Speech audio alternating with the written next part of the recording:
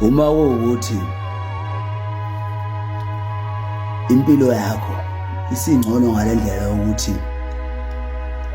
usuze uyibone ungcono nabantu bonke noma kunabanye abantu, mhlawumbe kufuna sikukhumbuze ukuthi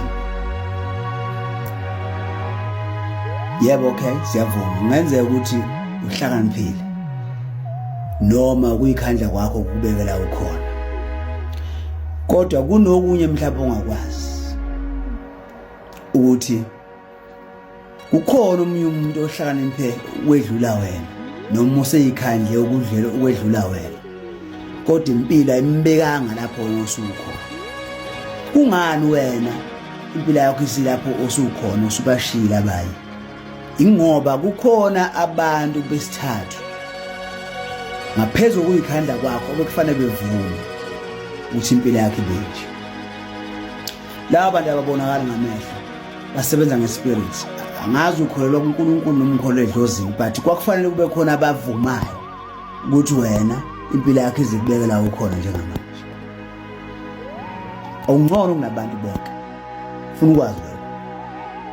Ngisekutheni ke iyeke lento yokuthi mawufike eindaweni zabantu obona sengathi basebenza umsebenzi odilelekile kwedlula owakho noma ba-earna less than wena lokho ku-earnayo, ufike ukhoza idrama lapha, ukhale nge-service, ukhale ngayo yonke into, ufuna kuzwakala ukuthi usukhona. Leyo nto imbi. Yazi ukuthi ngizokutshela ukuthi mina khona into ongeke uze uyinothise. Uzombona wena umuntu emuhle ekulowo msebenzi akuwo, angazi noma ubusuku segarage noma usebenza esitolo noma usebenza e-restaurant noma kuphi.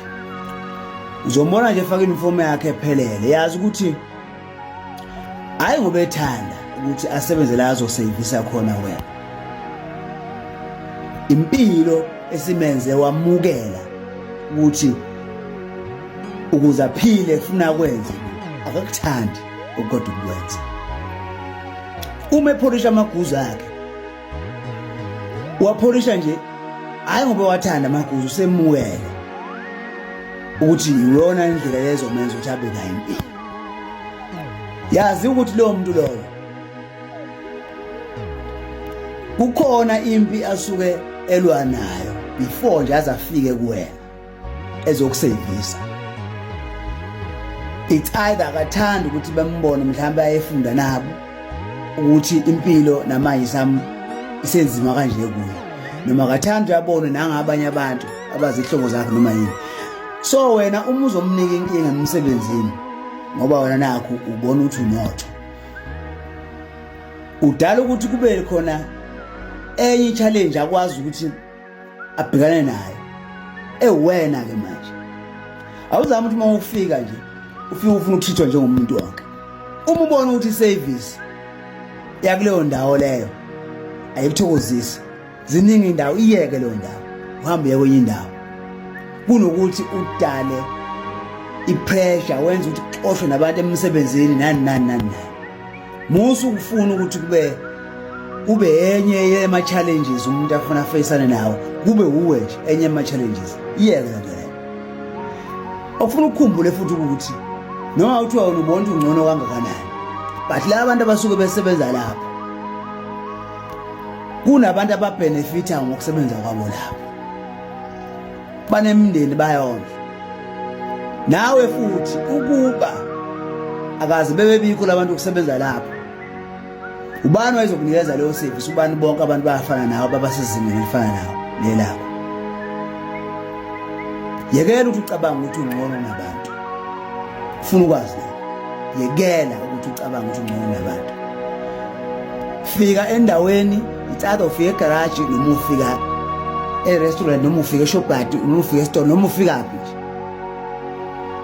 Ungafuni ukuthi bese uyiveze usukhona wena, yabo. Ufuna abanye abantu bakhothame kuwe noma bazizwe sebe less ngoba wena sekukhona wena. Yiba umuntu wabantu, ufana nabantu bonke. Ungathathi ukuthi wena lapho khona ubuhlakaniphile noma wena uyikhandle kakhulu kwedlula bona. Ngenze ukuthi bayikhandla kakhulu kwedlula wena, kwasho ukuthi wena you are highly favored. That's why kwavuma abavumayo laba bayispirit ukuthi wena ukwazi ukuachieve lokho ukuachievile, even though uhlaniphe less than bona noma ungazange uyikhandle kwedlula bona. Icabange lo.